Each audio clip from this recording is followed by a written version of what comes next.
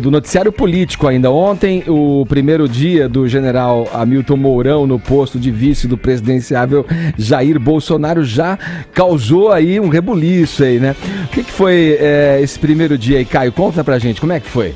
Ele já começou com o coturno direito, né? O general da Reserva Mourão. Começou metralhando. Começou muito bem. Foi a primeira agenda como pré-candidato à vice-presidência do Brasil.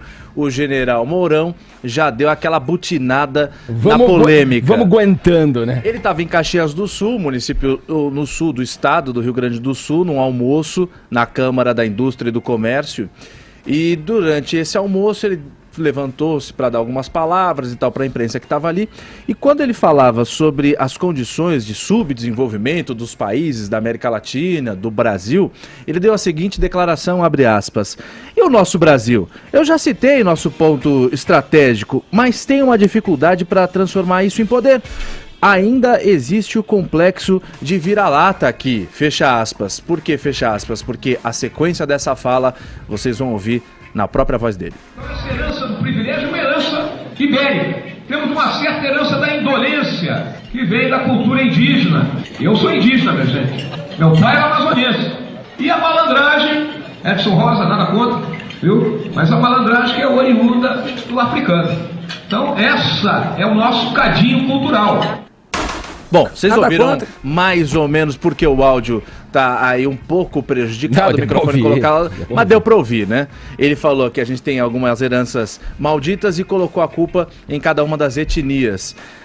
Aí quando você ouviu ele falando, agora o Vini até tirou um sarro, vereador Edson Rosa, ele falou nada contra, mas a preguiça vem dos negros e tal, dos africanos. Edson da Rosa é um vereador de Caxias do Sul, lá pelo MDB, por isso que ele pediu essas desculpas. Talvez numa de morde e assopra, ele falou o que não devia, pegou muito mal essa declaração dele, depois ele tentou assoprar e falou o seguinte: olha, eu quero resgatar o orgulho dos brasileiros, mas eu acho que a intervenção militar não é uma varinha mágica. Mudou rápido de ideia, porque ainda ontem nesse Morning Show a gente lembrou uma fala dele de setembro do ano passado, quando ele falou que se o judiciário, os políticos não tomassem uma providência, o militarismo tomaria. Vamos lá, Trindade, e aí essa declaração, hein? O que a gente faz com ela, Trindade? É uma declaração grave, Edgar, porque denuncia, desnuda o que realmente pensa o general Mourão, ou seja, aquela cultura de que o índio é preguiçoso e que o africano é criminoso e tal. Ele está traduzindo, né, o pensamento dele. São estereótipos que não são verdadeiros, criados, porque quando a gente chegou aqui o índio não trabalhava, quando os portugueses chegaram no Brasil, né, os índios não trabalhavam, evidente, não tinha fábrica, não tinha trabalho propriamente dito. E não trabalhava o trabalho do colonizador, do europeu, enfim, né? Isso, eles colhiam e caçavam, era o trabalho, e pronto, quando não estavam isso descansando. Aí tinha a ideia de que o índio não fazia isso porque era preguiçoso, da mesma forma o africano. Essa é a composição do povo brasileiro, e que já foi demonstrado muito bem essa composição. Agora, é grave que agora um general que é candidato à vice-presidência exponha esse tipo de preconceito. Por que é preconceito? E luta contra os demônios próprios, quando ele diz, olha, eu sou indígena, ou seja, eu também sou indolente. Ele admitiu que é indolente. Né, e luto, assim, a ideia é assim, eu luto contra isso todos os dias da minha vida, né? E acho que legitimando esse álibi, né? Aí posso falar a respeito, né? Cola isso, Joel? O que ele demonstrou pra gente foi uma visão muito comum e muito negativa do próprio Brasil, né? Você viu que ele não limitou a crítica, entre aspas, dele só a negros e índios. Ele falou até dos portugueses também, que teriam trazido a cultura do privilégio. Ou seja, ele diz, toda a nossa origem é marcada por culturas ruins, né? Em geral, a pessoa fala isso pensando, quem dera se a gente fosse como os americanos, ou sei lá, ou os povos da Europa, não sei o quê. E é uma visão que, na minha opinião, pelo menos precisa ser vencida.